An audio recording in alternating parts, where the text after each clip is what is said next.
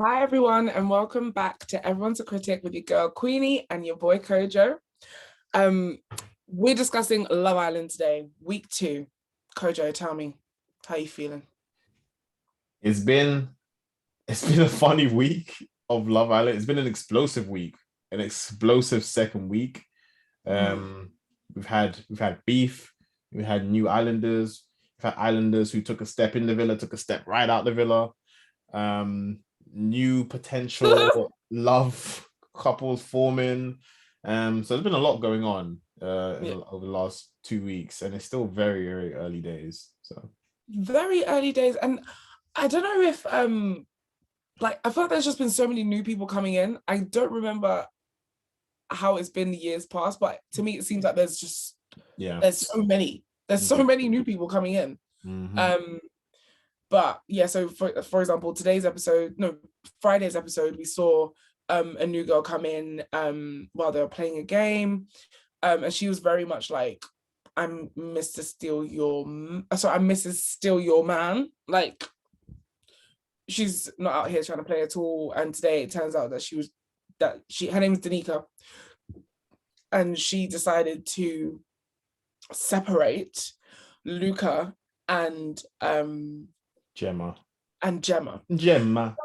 Was Yeah. Sorry.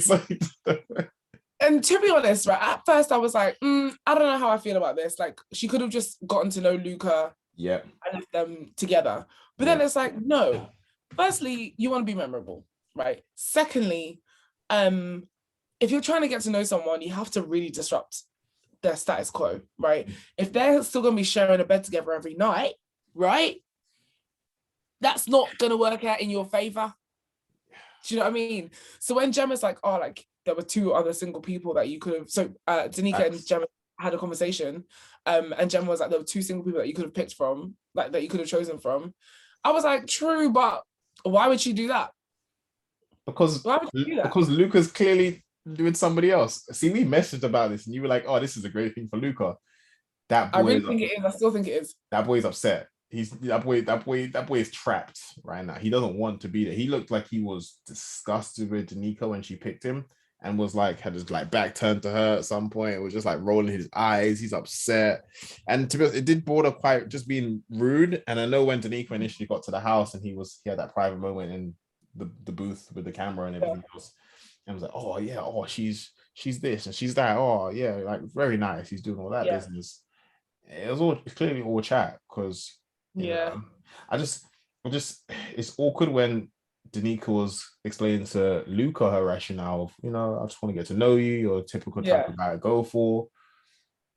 He was Luca not is trying to not hear it. interested. Luca is Yeah. not interested. And I think they now understand that. I mean, she could have got to know Luca even without breaking up the dynamic. But to be fair, no one's there to make friends. They keep saying, "Oh, I'm not here to make friends. I'm not here to make Yeah. friends."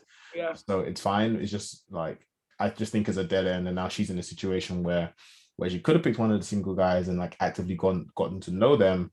She's there kind of chasing after a guy who's clearly, in his mind, he's moving like he's in love. Yeah. Head of It's it's skills, yeah. it's it's it's disgusting, but he's moving Yeah. like he's in love. So Yeah. why are you wasting your time with that, bro?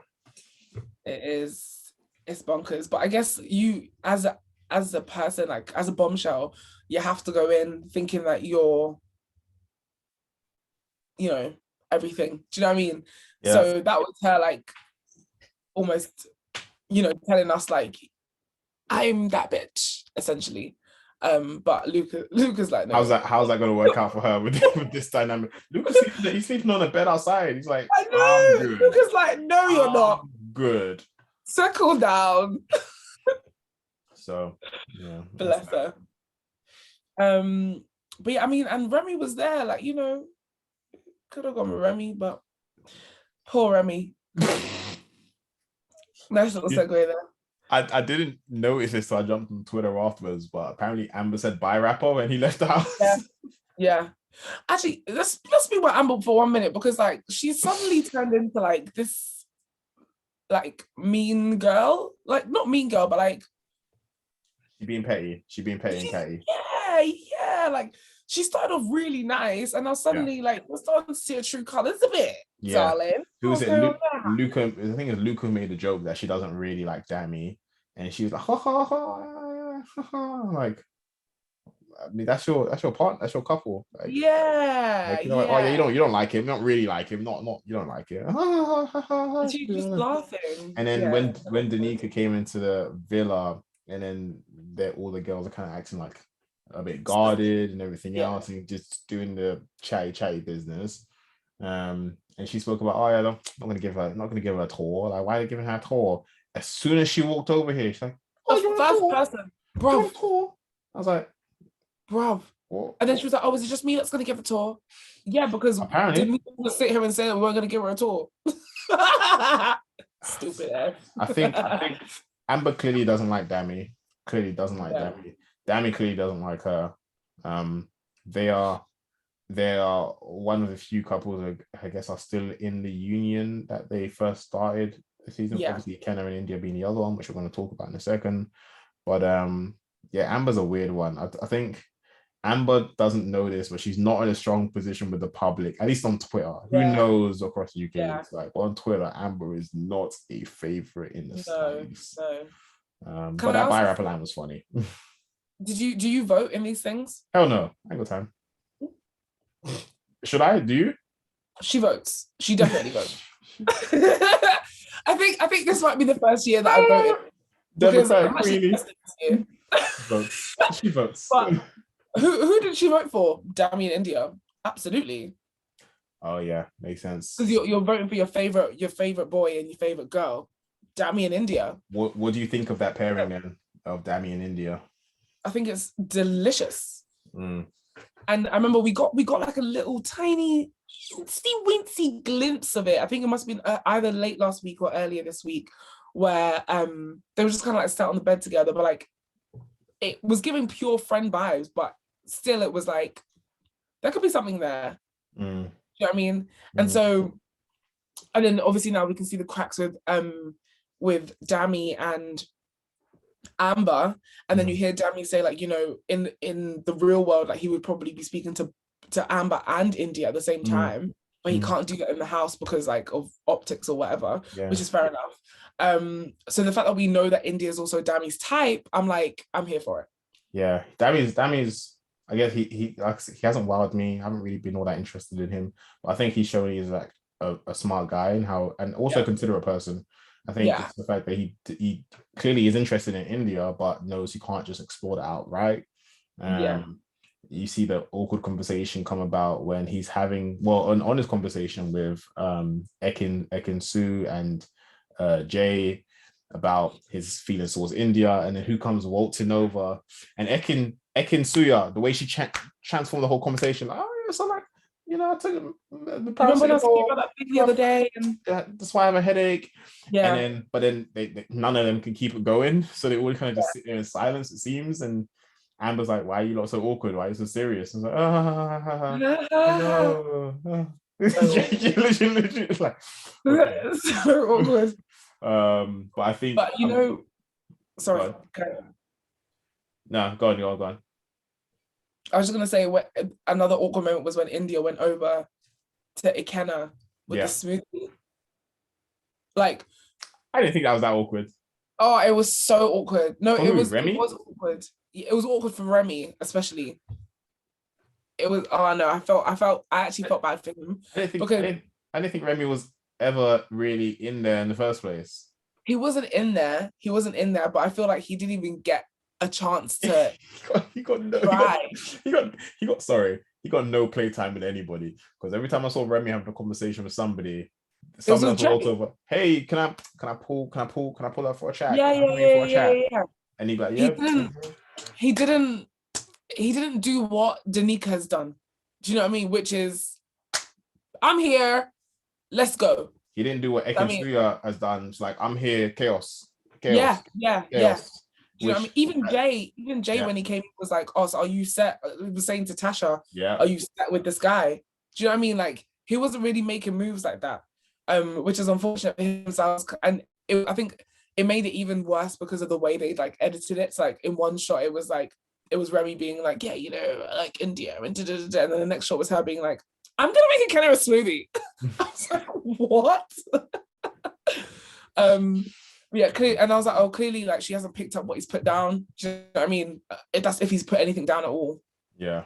It didn't seem like, but even it didn't seem like he was doing a lot. But the moments we did get of him speaking, I'm like, his conversation's dead as well. So maybe it would have been a great case to see unseen bits like that might have shone a better light on him. But from what we saw, I was like, he seems like a dead guy too. So yeah, we'll see. Tied to that though, Ekin-Su versus Davide. We two other newbies who came into the house who shook things up right off the bat. Wow. Got together. This was one of those relationships that formed like explosive. Like, yeah, these two, like Ekin-Su laid the moves on Davide early. They got together. He broke up after Gemma, and then oh my god, no, Kojo, please, it's too much. Firstly, it's the Ekin-Su, and then it's the Gemma. I can't deal. I need to stop saying Ekin. I've like typed. I need to stop saying Ekin-Su. Ekin-Su. For anybody who's unfamiliar, Ekin-Su is it's a like meat pepper like thing from Nigeria, which represents how spicy she is as a person. So Ekin-Su versus Davide. That, boy, where to begin? Yeah. Firstly, the masterclass in gaslighting, girl bossing, and gatekeeping. Ekin-Su is scary. Yeah. Ekin-Su is scary. Yeah. Like there was liar. There was no need to lie. There's no need to lie. Like it was just. It was painful. It was really tough to watch. Like it wasn't as bad as like the Faye and Teddy situation last year. Yeah. It wasn't half as bad. But when she was sat there being like, oh, like, where was this before? Where was this? I was like, make it stop, please. Like, this isn't making you look good. Like, it's making you look very bad, in the words of Puss in Boots from Shrek 2. Thank you. Like, very bad. Please stop. It's just, I mean, you were cool, you know? In fact, it wasn't even that you were moving brazen like you wanted to be cool, because they did have a moment on the terrace earlier, but there wasn't people around, you know, like it wasn't so obvious when they disappeared. But this time around, she was like, yo, I don't care. Like, I'm just gonna go, you follow me. So it's obvious they went together to the terrace. But my point is, you were cool. Like, you were cool from the moment you decided to leave together. Yeah. So when she came down and was asked, like, where were you by Davide? And she was like, oh, we were at the front door. Or I was at the front door. Like, why would you lie? And then he stuck it on her. I was like, you know, like, I want to know where you are. And she's like, oh, is everyone talking about where I'm at? Like, when people mind their business? I'm like, huh? Davide was smart because he's like, no, I want to know. As you're like, I don't know where you were at. Yeah. And so, oh, and then, oh, now you care. Now you care about me. I'm like, wow. Yeah. Wow. Yeah. It was hard. It was definitely hard to watch. I feel bad for Davide. I didn't really care for him too much initially when he got into the house. I don't think he had a great conversation to begin with, but he clearly seems to like feel. But tied to that, do you reckon so his response to what's been going on with Ekin-Su was more out of pride or more out of a care and a caring, like a sense of caring for her? Pride. That was a display of pride and nothing else, in my opinion. And you know, he's allowed to feel that way, I guess. Like, yeah, it's pretty embarrassing. But yeah, it was definitely pride. I'm glad, you know, the next day kind of like calmed down a bit. Yeah. But then also seeing Ekin-Su be like quite stubborn the morning afterwards, like, I can relate, but I'm also just like, yeah, but you've messed up here. Do you know what I mean? You've messed up. Like, if he didn't want to speak to you yesterday, that's his prerogative, right? He didn't want to speak to you yesterday, period. He might want to speak to you today, though, so at least go and try today, at least for the sake of the house, right? Yeah. You don't want to have like massive divides or whatever. And so the fact that she was kind of like laughing about it and being like, oh, well, I'm stubborn. And I was like, oh, that's not, this again isn't really boding well for you, darling. Yeah. Like, yeah.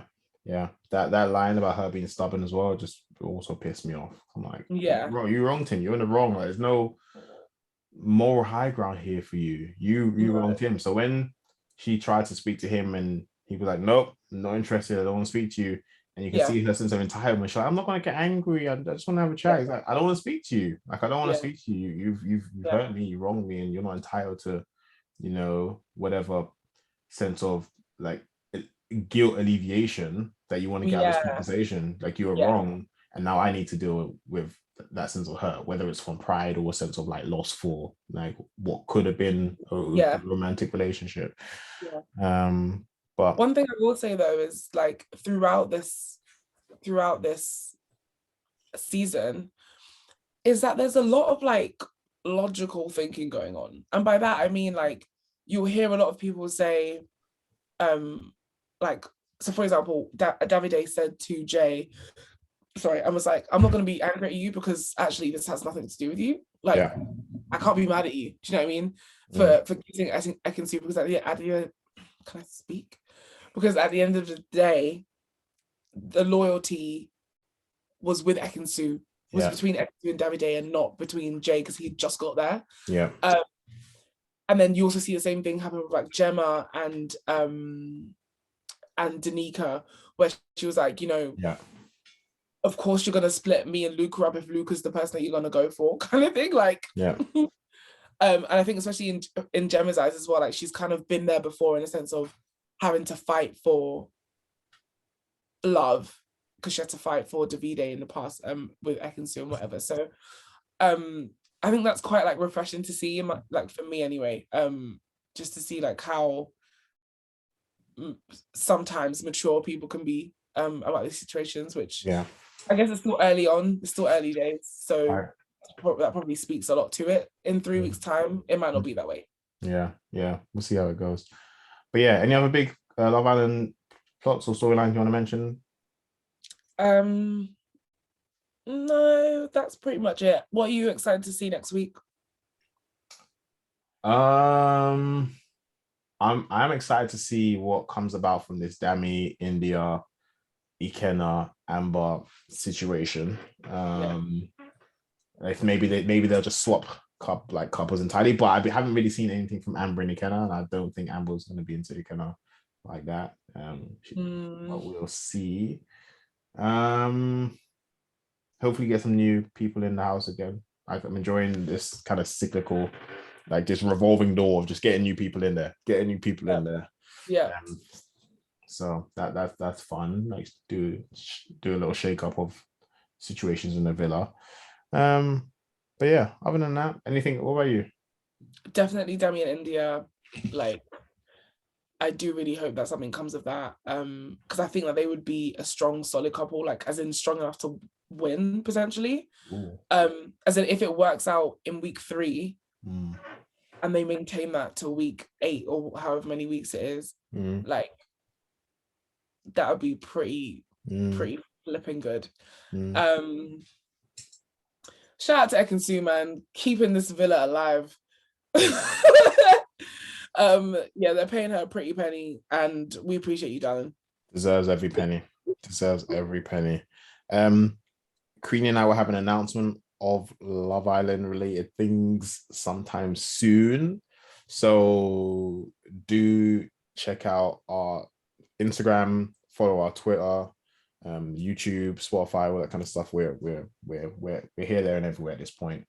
But yeah, we have a really big announcement for Love Island coming very soon. So hopefully by the time we do the next episode, that announcement would have been made. So absolutely, yeah.